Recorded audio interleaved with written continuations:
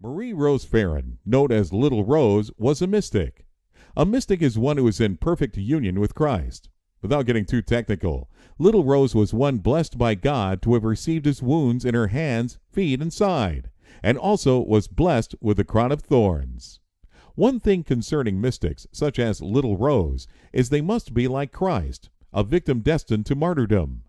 If the mystic keeps his or her peace of mind and practices heroic virtues, while he or she is being tortured in body and soul, if desolation surrounds them, if their friends abandon them, and calumnies are heaped upon them, the inquirer should not be scandalized, for these things are the ordinary lot and portion of mystics. Little Rose, like St. Padre Pio, experienced it and lived it all. Little Rose was born in a stable to Mr. and Mrs. Delma and John Baptiste Ferron on May 24, 1902, in Germain de Grantham, Quebec. Rose's parents were very holy. Her father attended Mass daily, and her mother was saintly in her own way, raising 15 children. Rose was the 10th child. Each child was dedicated to a mystery of the Rosary. Rose was dedicated to the passion and death of Jesus. Rose's obedience and special gifts were well known.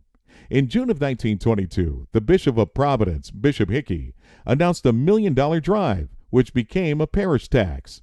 The faithful refused to give willingly, and the reasons for this can be found in the book, She Wears a Crown of Thorns. Because of the serious split, the French paper La Sentinelle began to attack the bishop and ignored his dignity and revile him in unspeakable terms.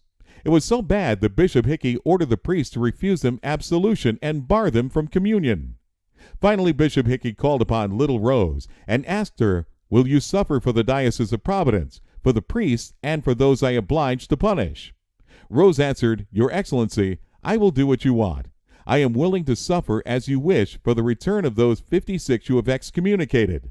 I accept at once. It will be my mission to pray for their return." Through Rose's suffering and intercession, every last one who left the church returned. Many miracles have taken place through Little Rose's intercession. She was capable of bilocation. She took on the pain of her sister during childbirth, and many other gifts which are all explained in the book, She Wears a Crown of Thorns, by Father Boyer. On Fridays, she would suffer the passion of Jesus on the cross.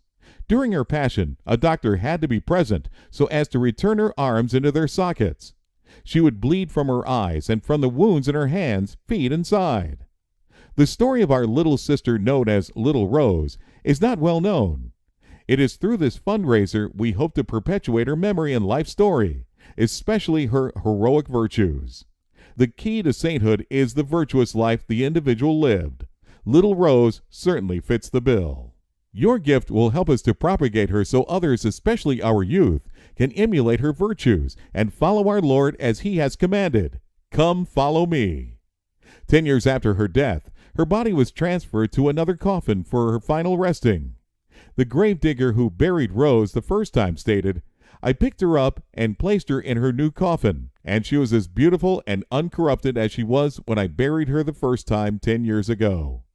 This is the perfect time to get to know Little Rose and to share her story. Thank you.